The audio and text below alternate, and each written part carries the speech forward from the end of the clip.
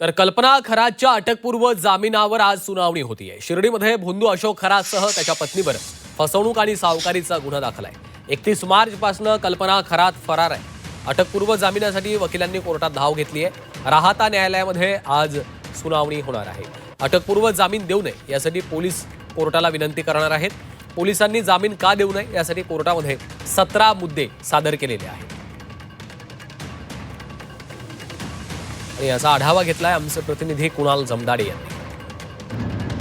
शिर्डीतील जमीन गैरव्यवहार आणि अवैध सावकारकी प्रकरणी भोंदू खरातसह त्याची पत्नी कल्पना खरात आणि अन्य दोघांवर शिर्डी पोलीस ठाण्यामध्ये गुन्हा दाखल झालेला होता आणि त्या गुन्ह्याच्या पार्श्वभूमीवर दोघा आरोपींना शिर्डी पोलिसांनी त्याच वेळी बेड्या देखील ठोकलेल्या होत्या। त्या दोनही आरोपींना कोर्टाने न्यायालयीन कोठडी सुनावली। मात्र तेव्हापासून भोंदू खरातची पत्नी कल्पना खरात ही अद्यापही फरार आहे। शिर्डी पोलिसांनी याबाबत नोटीस देखील काढली। मात्र या भोंदू खरातच्या पत्नीनं राहाता न्यायालयामध्ये 4 एप्रिलला जामीन अर्ज ठेवलेला होता। अटक टाळण्यासाठी तिने जामीन अर्ज देखील दाखल केलेला होता।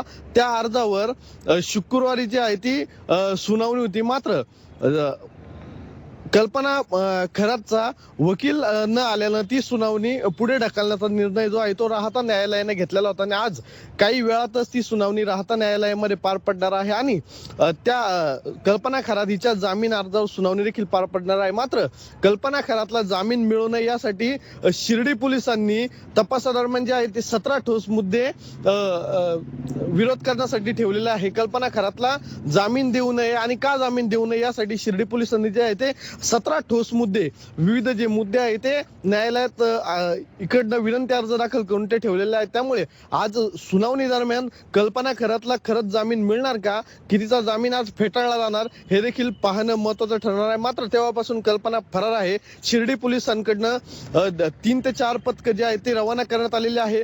गोपनीय पद्धतीने साध्या गणवेशातले पोलीस देखील कल्पना खरातचा कसून शोध घेत आहे। आज जर कल्पना खरातचा जामीन न्यायालयाने फेटाळला तर कुठल्याही क्षणी कल्पना खरातला अटक होऊ शकते, ही शक्यता नाकारता येत नाही। त्यामुळे आज राहाता न्यायालयामध्ये कल्पना खरातच्या जामिनावर काय सुनावणी होते, न्यायालय काय निर्णय देतं हे देखील पाहणं महत्त्वाचं ठरणार आहे। कुणाल जमदाडे, G24 शिर्डी, अहिल्यानगर।